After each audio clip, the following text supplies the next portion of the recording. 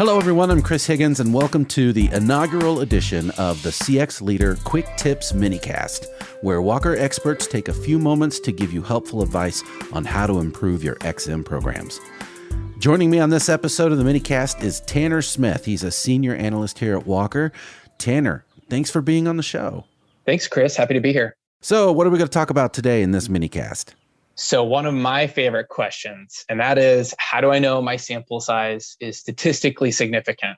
Another way that I like to ask it, though, is our random sample a good representation of our entire population?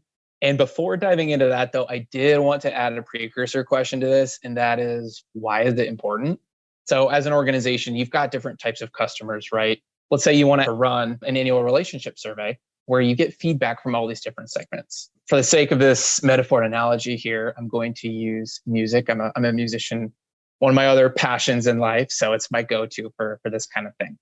So in this relationship survey that we're running, the goal here is to just hear what the overall tone is of what our customers are singing collectively, right? So musically, I'd call this a chord. What's the chord that all of our customer voices are creating when sung together?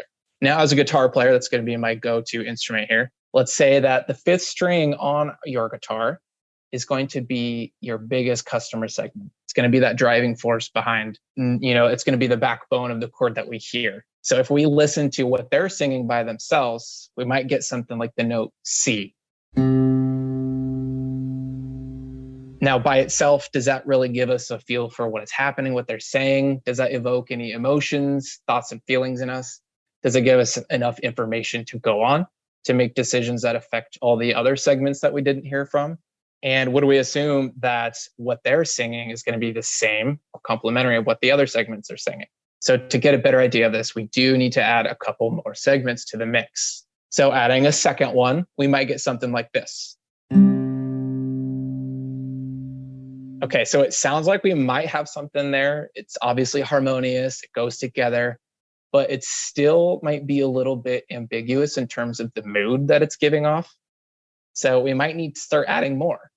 And as we start to add more customer segments to our guitar here and layering in these voices, we start adding enough new notes to get a more complete picture of what the chord is that's being sung. And if we accidentally keep a segment excluded from our choir, we might get that ambiguous or incomplete chord. And if we accidentally include a segment or mischaracterize a segment due to poor data quality, we might get an overall chord that sounds like something positive, say like a major chord. But in reality, our customers are actually singing a minor chord. And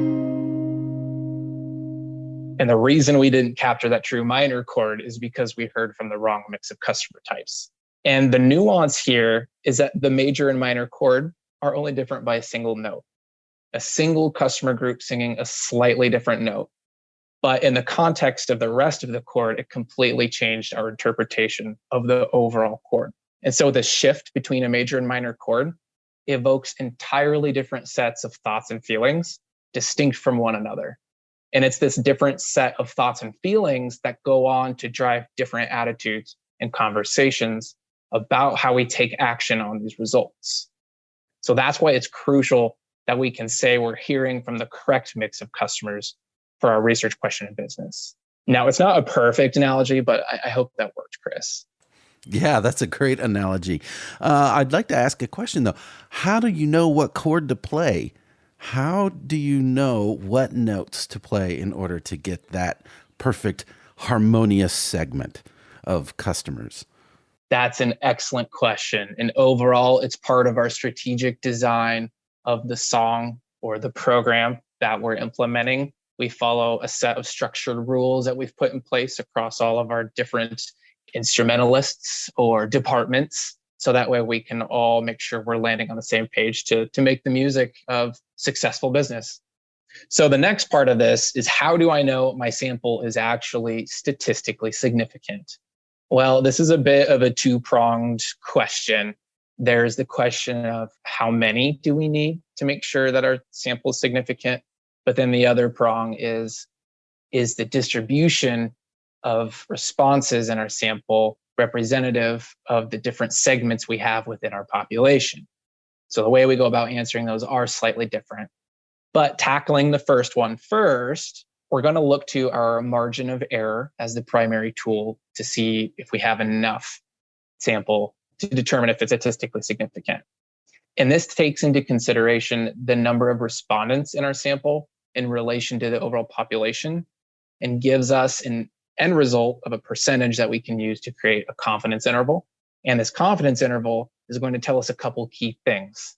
So going back to our relationship study that we were working on, our song, let's say our global satisfaction score was 80%.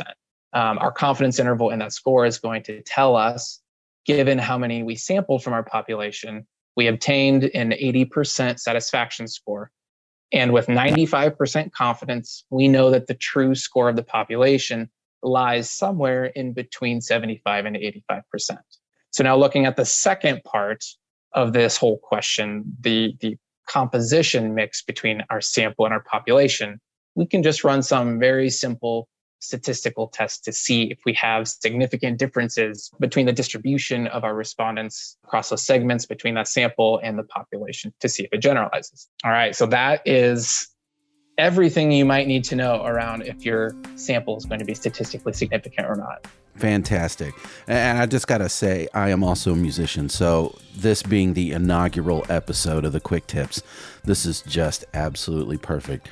Tanner, thanks a lot. If you want to listen to more great advice, go to cxleaderpodcast.com and be sure to subscribe to the show. And if you have a question or would like to hear more on a particular topic from our Walker experts, send us an email at podcast@walkerinfo.com. Thanks for listening.